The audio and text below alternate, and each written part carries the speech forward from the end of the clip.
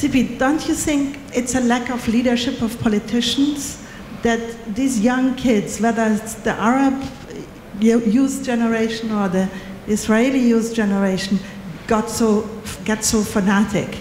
They need a frame where they can rely on, where they can find a spiritual home or something to engage with. At first, I want just to make it clear, there are more extreme, more religious, less religious here in the Arab world, and you know that politically I have a huge dispute and distinctions and difference between my ideology and vision for the state of Israel and others in the Israeli cabinet or the religious part of Israel politics and Israel society, but yet on the Arab world, these Muslims are killing others. They are, taking their heads off.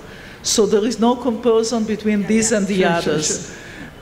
But it is true that when the conflict is becoming more religious, it's becoming more difficult to solve. But yet it's beyond me to give an answer to why this is happening. I don't think that this is a matter of leadership.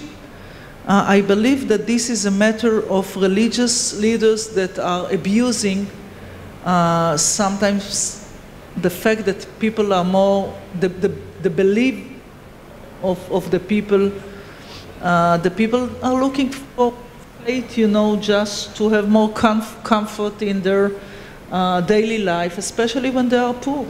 So they abuse this. I believe that any religion is based on, accept the others and love, but these prophets or these imams are using those that are poor, and they need this in order to be stronger.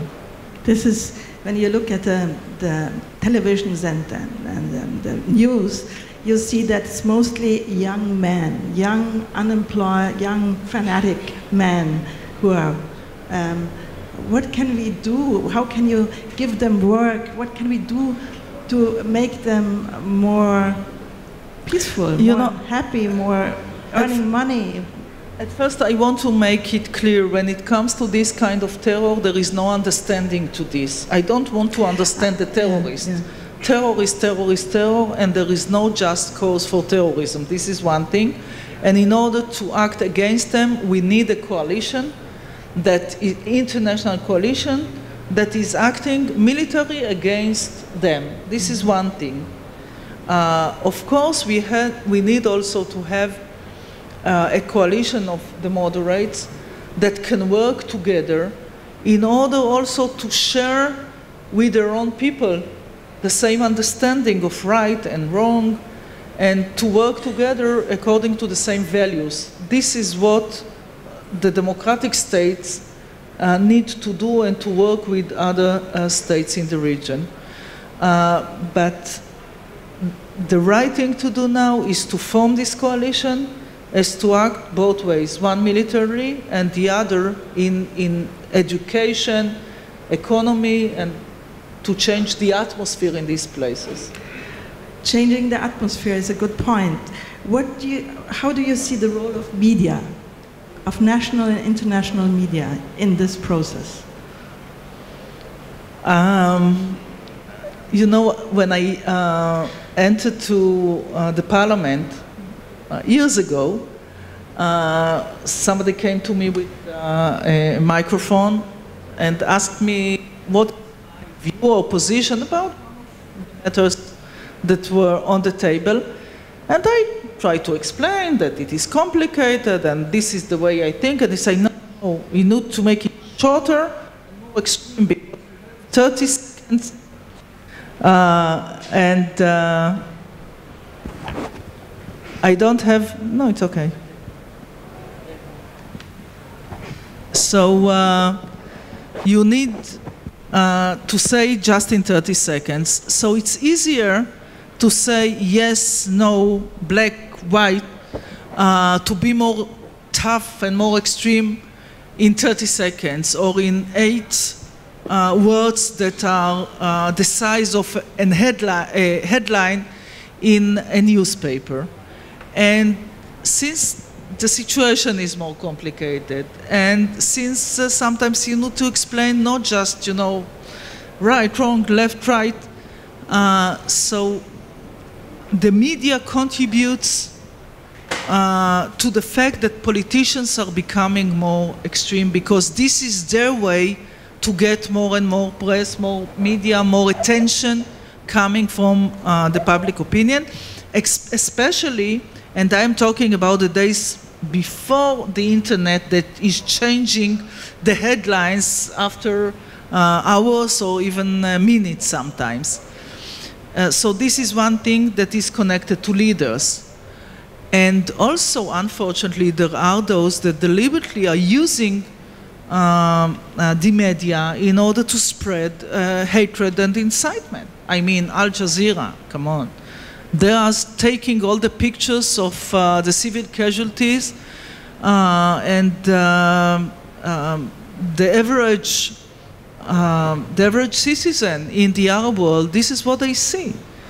So it's more complicated to explain that these civil casualties were used as human shields by the terrorist organization when the Israeli soldiers are trying to fight terror while unfortunately causing civil casualties.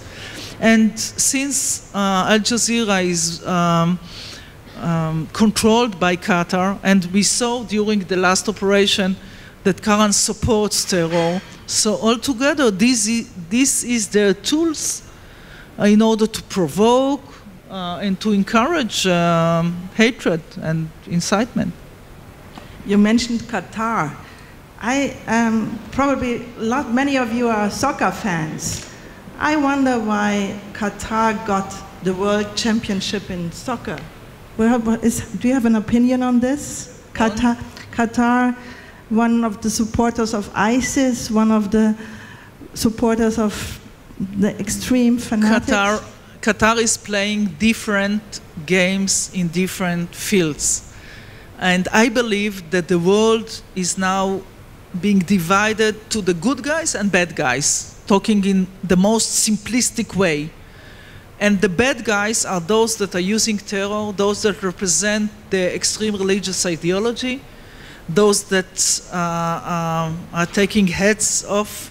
And the meaning is ISIS, it's Hamas, it's Hezbollah, it's Iran.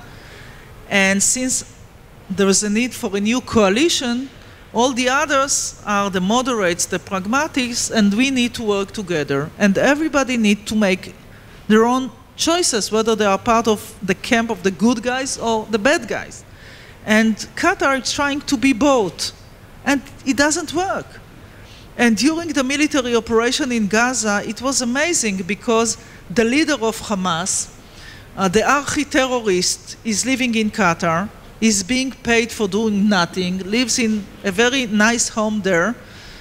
And he was the one saying to those that suffered in Gaza from the military operation, the Israeli military operation, when they wanted to stop, he said to them, no. But they were in the underground, in tunnels, underneath the surface, hiding, and he was sitting there, giving interviews to Al Jazeera, saying, no, you should wait, continue to act in terms of terror against Israel. And I believe that Qatar could have stopped this like this, just saying to them, listen, you cannot live here and continue support terror, provoke, and push your own people to continue this fight when your own people, the Palestinians, are being killed there. If you want to do it elsewhere, as other states did in the past. But Qatar was not willing to do it, and I regret this. I think that it is a huge mistake for them if they want to be part of the free world that acts against terror. Interesting. Tzipi, our time is running out, but here there are so many international business people. What advice would you give them to help to make the peace process possible? What can we do? Well, I think that basically in the old days, people were looking to their own balance sheets and the numbers, whether their company, what are the revenues of the companies. I think that we are not in, this is part of the past. it is more and more clear to each and every one that part of being a successful company, organization, is also to contribute to the society in which you live in, and hopefully to contribute to world peace. And the way to do it, it can serve both. It can serve the interest of the company and also this interest to help and to contribute to peace in the world and to welfare of others. And if you can invest, meet others, invest here in Israel, invest on the other side. All these connections can help you also in the future, but it can help also us and everybody to see that even though we are working on a political perspective, on a political side to reach an agreement, political agreement, this can contribute to bridge not only political gaps, but also economic gaps between the two societies. And by bridging also economic gaps, it can help people to understand what are the fruits of peace. And hopefully in the future they would they would not want to lose this and act in terms of terrorism against the other. So it's another contribution to world peace. Thank you. Tzipi, maybe next year we sit again together. What will, to you, you are not an astrologer, but what do you think will change next year? What are the hopes and the vision for next year? It is true that I'm not an astrologist, but and I'm not a prophet, but yet I decided to enter politics because I want to change reality.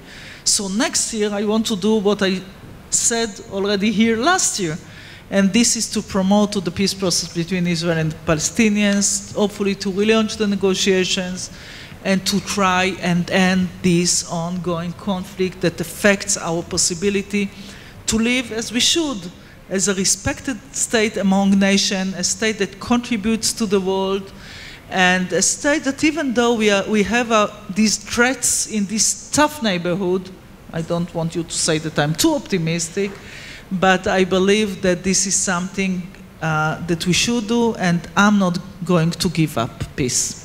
What can the European Union do to help you with this? Not to try and take positions whether one side is right and the other is not, but to support the idea of an agreed or negotiated resolution and to help both sides to re-enter the negotiations room, not to support unilateral steps, whether it comes from Israel or from the Palestinian side. I can't speak for the European Union, but I can speak for the DLD community. Whatever we can do to trigger mutual businesses between the two countries, and I hope next year there will be more fingers when I ask how many of you are doing business with the Palestinian. We love to support you, and so next year in Tel Aviv and Jerusalem. And Jerusalem. Thank you. Thank you. Thank you so much, Minister Livni. The DLD community is wishing you a lot of good luck in your important mission. Thank you so much. And thank you.